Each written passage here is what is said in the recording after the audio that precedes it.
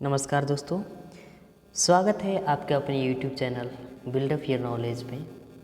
मैं channel build up your knowledge की तरफ से आप सभी का हार्दिक अभिनंदन करता हूं। तो चलिए आज हम एक नई नोटिफिकेशन के बारे में चर्चा करेंगे, जो नोटिफिकेशन आरआरबी बोर्ड से लिया गया है।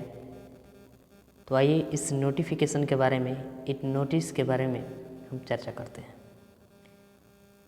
कह रहा है ministry of railways in terms of order number ERB 1 2022/23/06 dated 26 January 2022 has constituted a committee to examine the concerns of candidates of CEN 01/2019 non-technical popular categories and CEN RRC 01/2019 level 1st.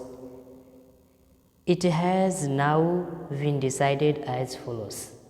तो RRC ने, railway board ने, RRB ने जो है 26 जनवरी 2022 को एक committee गठन की थी। उसमें बैठक हुई थी और उस बैठक में जो है RRB के द्वारा कुछ बातों पर चर्चा किया गया और उस बातों को जो है एक नोटिस में निकाला गया है। तो देखिए कौन सी बातों पर चर्चा की गई है, यहाँ पर दिया है। चलिए शुरू करते हैं।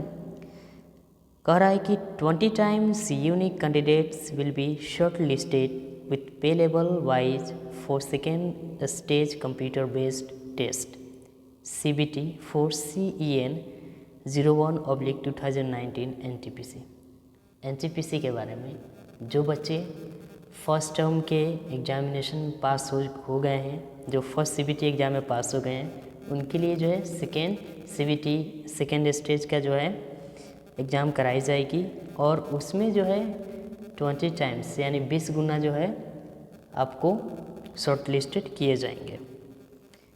फिर कह रहा है 2 में the candidates are ready announce qualified will continue to remain qualified. वही बच्चे पास माने जाएंगे जो बच्चे CBT सेकेंड स्टेज में पास होंगे। फिर कह रहा है the list of additional candidates getting short listed will be notified at each pay level. बच्चों का जो है शॉर्ट लिस्टेड जो है, अभ्यर्थी का शॉर्ट लिस्टेड जो है वो ईच पे लेवल के अनुसार होगा। ईच पे लेवल का मतलब है कि ईच पे लेवल एग्जामिनेशन के अनुसार जो उनकी शॉर्ट लिस्टेड की जाएगी। फिर कह रहा है RRB wise second stage CBT for each pay level with all candidates of 1 RRB accommodated in a single shift which should eliminate normalization. Wherever single shift is not possible because of capacity constraints or otherwise, percentile based normalization will be done. RRB कोशिश कर रही है कि NTPC का जो second stage की exam जो है उसे एक टर्म में कराई जाए। अगर ऐसी एक टर्म में नहीं हो पाती है तो जो है वो परसेंटाइलाइजेशन के आधार पर जो यानी अलग अलग शिफ्ट में जब एग्ज़ाम होगी तो परसेंटेज के आधार पर जो है आपका नॉर्मलाइजेशन करने की चांसेस बनती है। अगर एक शिफ्ट में रहती है तब जो है आपको पेपर के आधार पर जो है और कैंडिडेट के आधार पर जो है बनेगी नॉर्मलाइजेशन, और नहीं एक शिफ्ट में रहती है तो आपको परसेंटेज के आधार पर बनेगी, छात्रों के आधार पर जो है नॉर्मलाइजेशन की तैयार करना पड़ेगा। फिर जो है कह रहा है CEN RRC 01/2019 level 1 will be a single stage exam. There will be no second stage CBT. RRC group D के बारे में यहाँ पर बात की जा रही है कि इसमें जो है सिर्फ एक ही एग्ज़ाम होगा CBT और दूसरा CBT एग्ज़ाम इसमें नहीं होंगे। फिर RRC wise CBT will be held for level 1st. Also, maximum available capacity is recommended to be used to significantly reduce the number of shifts involved for each RRC and to speed up the examination process.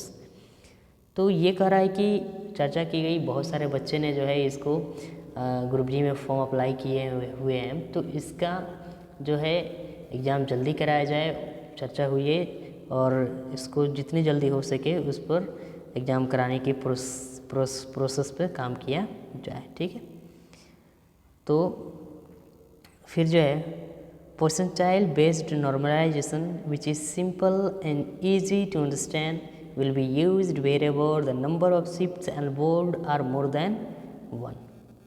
ठीक है, percentile जो है अगर एक से अधिक shift पर जो है आपका एग्ज़ाम होती है तब जो है ये प्रतिशतता के आधार पर जो है आपका नॉर्मलाइजेशन होने की चांसेस हो जाती है।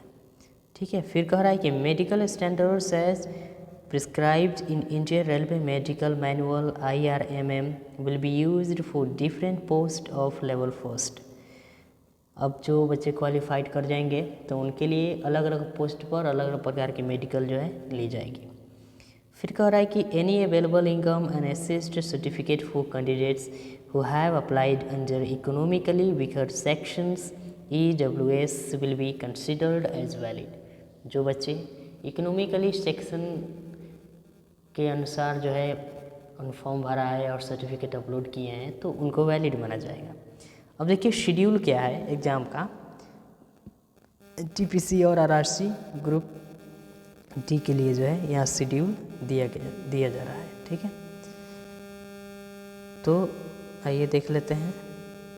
कह रहा है कि revise results of all pay levels to be declared by the first week of April 2022। यानी जो सेकेंड टर्म की एग्ज़ाम ली जाएगी उसमें जो है आपको रिवाइज रिजल्ट्स जो है अप्रैल के फर्स्ट वीक तक आ जाएंगे। फिर second stage CBT for pay level 6 to be held in May 2022। नहीं देखिए, second term NTPC second term का एग्ज़ाम जो है आपका मई 2022 में कंडक्ट कराई थी, लेकिन अभी जो NTPC का फर्स्ट CBT एग्ज़ाम हो चुके हैं उसका रिवाइज रिजल्ट्स जो है वो आपको अप्रैल के फर्स्ट वीक में आ जाएंगे और उसका सेकेंड टर्म के एग्ज़ाम जो है मई तक हेल्ड करा दी जाएगी। फिर कह रहा है कि second stage CBT for other pay levels be conducted after giving a reasonable gap. और सिर्फ सेकेंड टर्म का जो है CBT एग्ज़ाम जो है मई में जब आपका जो हो जाती है तो फिर उसके बाद थोड़ा सा गैप लेकर कराई जाएगी, थोड़ी सी समय लेकर कराई जाएगी। फिर कह रहा है कि it has been decided to follow revise methodology with special candidates for conduct of CBT for level 1 due to elimination of second stage CBT etcetera. ठीक है, तो जो टर्म्स एंड कंडीशन दिए गए हैं उसको जो है अप्लाई की जाएगी। और थोड़ी सी जो है RRC ग्रुप डी में देरी हो सकती है एग्ज़ाम कराने में, क्योंकि जो है अभी सेकेंड टर्म NTPC के सेकेंड टर्म के एग्जामिनेशन का कंडक्ट कराया जाएगा। फिर उसके बाद कह रहा है कि this will involve mobilising of additional infrastructure and logistically conduct CBT for level 1 and with significantly increase in post shift requirement and efforts will be made to have the exam conducting agency CECA on board to conduct the CBT for level first as early as possible। ठीक है, कह रहा है कि जितना जल्दी हो सके जो है RRC ग्रुप डी के एग्ज़ाम कराने की कोशिश की जाए। तो फिर कह रहा है CBT for level 1 is plan to be held tentatively from July 2022 onwards. जुलाई से जो है चांस बनती है कि RRC ग्रुप डी की एग्ज़ाम कंडक्ट कराई जाएगी। So thank you for watching, thanks a lot of. यदि आपको मेरी वीडियो अच्छी लगी तो मेरे चैनल को सब्सक्राइब कीजिए, लाइक कीजिए, त्रुटियाँ हो तो कमेंट्स जरूर कीजिए। Thanks a lot.